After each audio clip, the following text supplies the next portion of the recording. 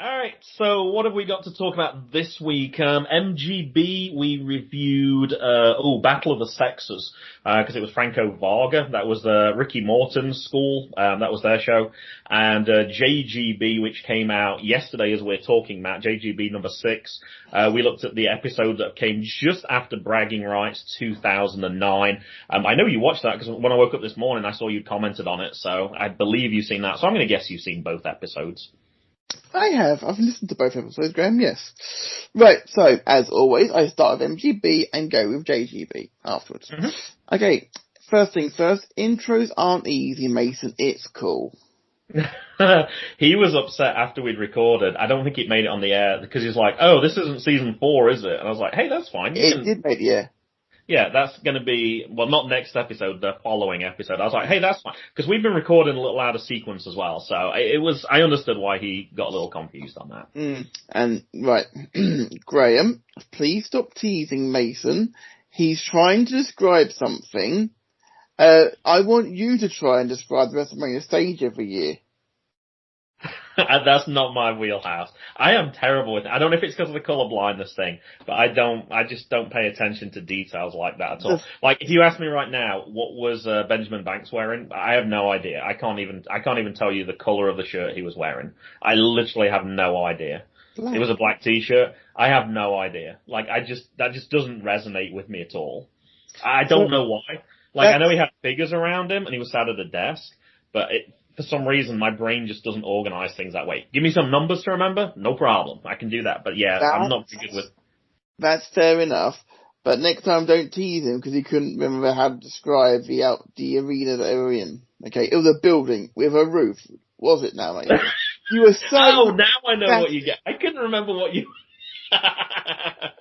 He was trying to describe it, having seen it once. Okay, give the kid a break. He's 13. It was funny though. It was funny. It's as fun as making when I do it with you as well. Yes. I'm starting to think maybe replace you with Mason. Right. Okay. Next one. You pronounce it first ever. No, I actually got it wrong. I actually asked Franco Varga on Facebook. I was like, we weren't quite sure how to pronounce it. And I think I put 4 R's, but actually there's only 3 R's. I saw on the picture later and I was like, oh. That event's coming up soon in February. We'll do a review on MGB in March, I think, is when we'll probably do that. Looking forward to it. I tried to Google Dirty Daddy. I will be cleaning my internet history immediately. That did possibly cross my mind a little bit. You didn't get Chris Dickinson then? Okay. I got part of that, but that was it. I'm not going to say which part. Right.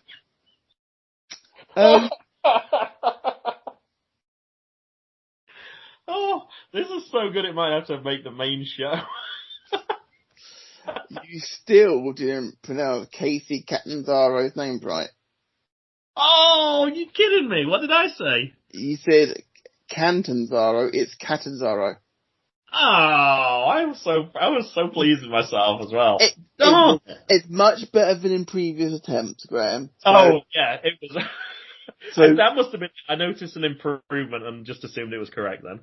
The pedant, which I am, will pick you up on it, but it's totally acceptable. You knew who I was talking about. Casey would have sufficed, I think.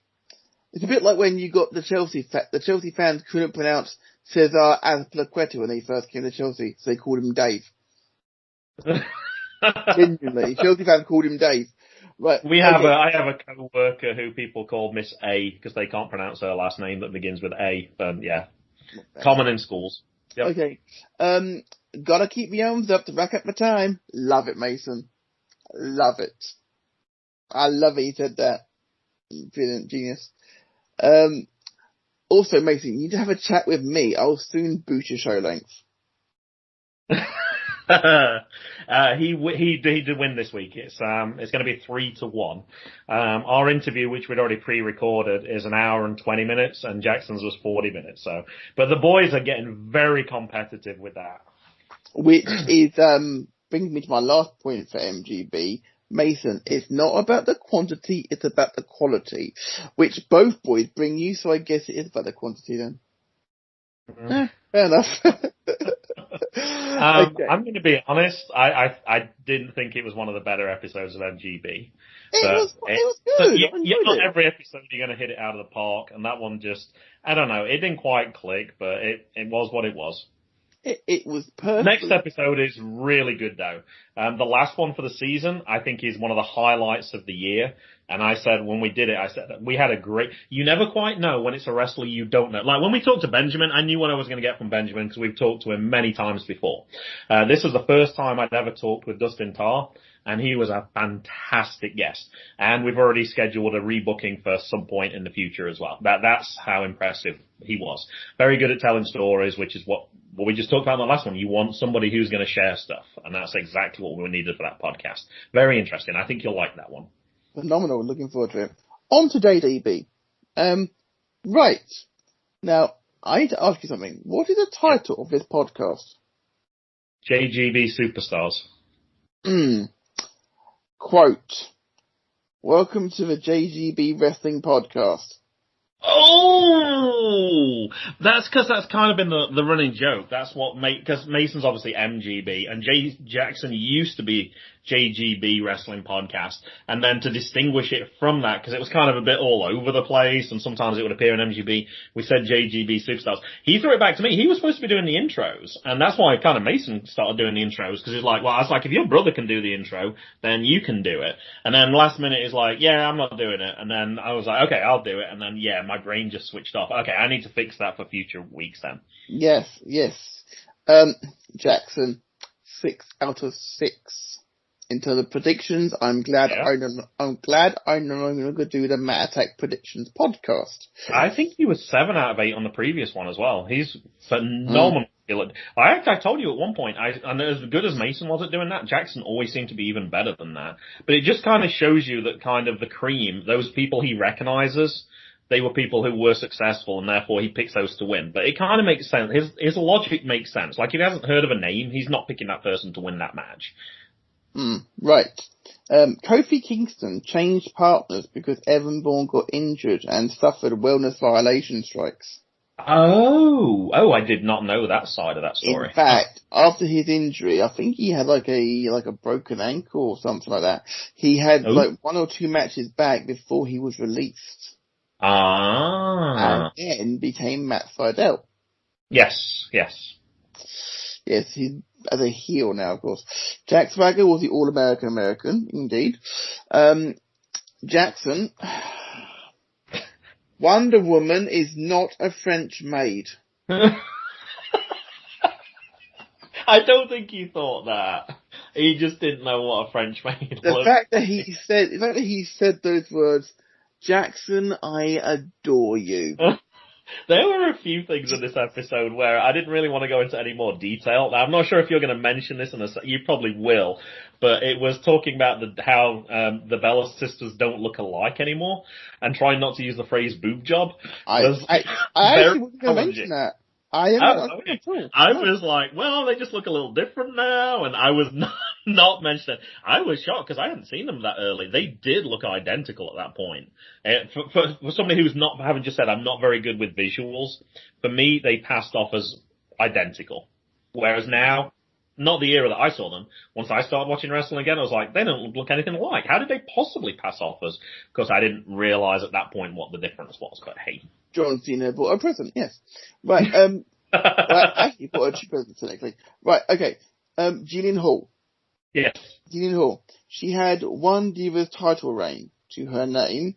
Do you know who she beat for it? I don't know this. Melina. No, Melina beat Jillian Hall to win it off of her. She beat Mickie James. Oh, okay. She beat Mickie James, and then lost it 2 minutes later to Melina. I actually had Mickie James in the predictions for the Royal Rumble. You know, I thought you got a number. I actually had Mickie James, and in the other one, I actually ended up with. I thought I'd got Big E, and I was really excited, and I'd actually missed Xavier Woods come in, so I had Xavier Woods, but Big E didn't win anyway. But Big E was certainly one of those people who had a chance of winning. Okay, this is interactive here, Graham, this bit. Okay. Explain the move Zack Ryder did, and I'll tell you all about it. The Zack attack? Well, describe it better, because you didn't describe it very well in the episode. I honestly don't remember what it said. The commentator said it was the Zack attack, and you couldn't quite see from the angle. I only got to see it once, and there was no repeats or anything. It wasn't him running at you sort of thing and doing like a lariat with your leg across the throat sort of thing. It was a standing move, yeah? It didn't look like that from my perspective. Standing move, yeah? Yes, I think so. Then that would be the Zack attack, yeah. Okay. Because otherwise it's a Rough Rider. It looks good, but... Yeah, he ditched that for the Rough Rider, which is where he runs that, and basically does a jumping leg drop into onto the ground. Did the Michael Cole one, it's lovely. Eve Torres isn't that much associated with Crime Time. It may have been like a one or two thing, but not massively well known for it. Yeah, like I say, we're basing it just on what we're watching. But yeah, when he made that comment, I was like, yeah, she was the one who was with him because I didn't know who Eve Torres was at all at that time. So it was one of those characters that's kind of new to me. So yeah. Water balloon! Things. Yeah. That's it? No. I thought you were doing water balloons because it was the end. Okay. No, I'm getting to that. Low key, was the second person to win the NXT when you could actually win a championship. Title. I did not know that at all. He won season 2 of NXT. He was known as Caval back then. And he won a title shot for any title, and he chose the US Championship. What a slap in the face. Vince told you that you had to do that. Wow. He took the US Championship, which is how you knew he wasn't getting pushed. Wade Barrett, year before, went after the WWE Championship. Yeah, that's awful. Yeah. The days when they spent longer pimping the WWE app than commentating, when you say about Jim Ross showing about that, at times, him and Michael Cole would explain how to do the app. I'm like, now it seems even funnier, obviously 10, 11 years later. But so cringe because that's all on the network. It literally hasn't been cut. It's all on Raw and SmackDown. It's all there. Yeah. I loved Twin Magic back in the day. It was quite a good thing that they had. JJ, nice spot about the upside, about someone having the sign for WWE upside down. That was pre-Miz symbol. Oh, did not know that. Oh, well, that is a good spot then. That is 2 years prior. Wow. Huh. I like the Hall of Shame idea. For heels. But at the same for faces and Hall of Shame for heels. At the same time, due to the heel and face turns, it wouldn't really work. It wouldn't work. But I do like it. It's fantastic. Well, they could move the pictures periodically from one to another. But I guess you'd have to decide. If you were half and half, how would you make that choice? But it was a really in the middle. idea. The mind of a 6-year-old is a wonderful thing. Yes, akin to that of a lunatic. Right, okay. Now you were saying, why is Jerry Lawler in the ring to talk to Kelly Kelly? Because he wants to ask her out on a date. Because Jerry Lawler is creepy as shit. Yeah. Well, I couldn't say that when Jackson would be obvious. He coined the phrase, "The girl's so nice they named her twice." And he's like, I'm like, she debuted as a 19-year-old in ECW as a exhibitionist. Oh, when Jerry Lawler first heard about this at Survivor Series 2006, it was like, I remember, what's it called? Who's the commentator at the time? He used to do ECW, Joey Styles. He said, "King, a table just moved and your hands were on top of it." Oh my god. Oh jeez. I don't think I mentioned this on the record, but on the Ask the Divas section, he basically asked them, can we ask him on a date?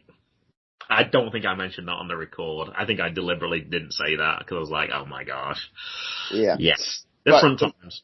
Yeah, the Money in the Bank event that you mentioned about Kelly Kelly winning it was the same one that Cena and Punk main evented, the infamous one, which was a 5-star classic, which Punk walked out of the building with. So that was good. I've got a new game for you, by the way. Take a shot every time Jackson says gnarly. I don't know what the deal was with that. That's something that's just in the last week and a half. It's been doing it all day today. All day. If I'd done that, I'd have been under the table. Mm-hmm. At that point. And suggest, hold on, since you're always talking about my podcast, I was going to talk about yours. I did mention the fact that could you put in the episode notes when Matt says anything about something he already said on Good Cop, Bad Cop, so I can skip it. I was actually going to follow up with that, or the alternative idea in my head was have a drink every time that Matt says something. And I said, oh, I said this on Good Cop, Bad Cop already. That would be a similar one to get you drunk, I thought. To be fair, we're plugging the show, Graham. Don't ever take that away from me. And the last thing is no outro. There wasn't? No outro. You finished doing the watchalong, and that was it. I thought it was on that's weird, because it was on Audacity when I saw it. I don't know what happened there then. Oh, that is strange. Huh. The water balloon thing was before you did the watchalong. It was. We actually recorded out a sequence. He wanted to do matches 1, 2, 3. Then he wanted to do the watch along, and then we went back to the other one. So it kind of got recorded a little bit out of order, unfortunately. Yeah. And then he disappeared as well. So yeah. The one thing I wasn't sure to mention as well, and we didn't talk about it on the show at all, was I didn't quite know how to rate. You know, Mason and I have talked about social issues before through the podcast. Like, it's been a good way to raise. One of the stories this week's was Tyler Rex came out as, I believe, Gabby. I think that's her name now. And that was something that broke on Friday as well. And I was like, oh, as soon as Tyler Rex came out, that was the first thing that came into my head. I didn't know how to raise that issue. I felt kind of bad. It was like, this is a clear teaching opportunity. But perhaps if it was with Mason, I would have been a little more comfortable. But for a 6-year-old, I don't know. It was something I left alone. But Graham, can I say, as a very proud member of the LGBTQ community, there is never, ever a time which is right to have that conversation. Don't care what people say, okay? I firmly believe that the time will be right when it's right. It will just be there. I will say, a teaching moment possibly can happen at any time. I mean, that was, if you was... It just seemed like a natural time if I was going to talk about it then, because it was relevant at that point. But if you're going to do that, that would have been totally fine. I'm not entirely sure he understood it. Yeah, that was, and I'm not sure I would have done it justice either, so that was... No, and I say, you've often asked me for, is this something to discuss? You may be interested then in something which Cy Powell is working on currently. He messaged me about that today. A very big thing about in the wake of Mr. Sullivan leaving WWE, to talk about about the homophobia and other issues along that sort of thing in the world of wrestling right now. Maybe quite a good one to listen into when it gets recorded. Not sure when it will happen, but I dare say that we will be promoting that very, very vigorously.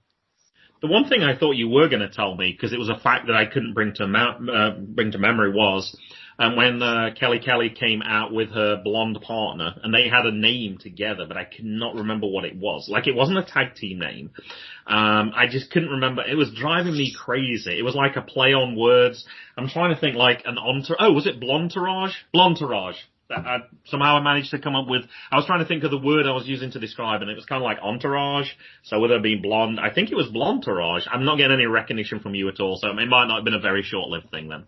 Yeah, I don't remember it, unfortunately. Okay, I think that's cool. That's not something I can remember. I'll be brutally honest. I'm so sorry. Oof, if I got, I'm going to go back and watch that episode as soon as we're done. If I actually got a fact that you didn't know, then that would be amazing. Admittedly, I only watched this like 24 hours ago, but that would still be, I would still be one for me. It's a very rare thing. I can't remember, but I've never heard of a Blontourage. Oh, I might be making it up then. Perhaps I'm just coming up with my own creations there. Who was it? I don't remember. I can't even remember a single name. it was somebody with a single name, and I couldn't remember her name either. Like, I didn't know Kelly Kelly. That was one of the reasons why I wanted to. Oh, I'm surprised you didn't pick up on that. What do you think of the joke that I played on Jackson? I thought that was very mean, John. My honest opinion. Oh, come on. He was trying to go for the longest episode, we know that, and I saw there was a match with 14 seconds long, so we did that as our watch-along, and it was great, because as soon as she went to the floor, and you were like, well, obviously she's going to kick out, and he's like, kick out, and she didn't kick out, and he was like, what? And I was like, alright, watch-along done, and he's like, what? I should have recorded it. His reaction was priceless. It was a little bit harsh, Graham. I thought it was hilarious. Well, I suppose you would think that, of course. We did 2 more matches. We didn't just do one match. All the other times we've done one match. This time we did. I had that as my joke match. Then we had Kelly Kelly winning the title, and then Kelly Kelly defending the title. Well, the person who came up with her at Money in the Bank was Eve. Then that person definitely wasn't Eve, because it was somebody who was blonde. And I'm terrible. I just don't. This is the problem. I just don't know. Like, when those divas come out former divas, when they come out in like the Royal Rumble as those guest people, I don't know who they are. Like, I hear the name, but I don't recognize them. So I was proud of Jackson when Jillian Hall came out, because I saw people on Twitter going like, who's that? And I'm like, well, he knows who it is, because we literally just seen it. But no, that was why I wanted to watch. Like, I've heard Kelly Kelly mentioned multiple times. Never seen any of her matches. So for me, it's kind of a good education, not just for Jackson, but for me as well, to fill in some of those gaps in my knowledge a little bit. I'm going to send you something, Graham, to watch later on, okay? Okay. All right. We done? We're done. Boom. All right. Boom. We're out of here.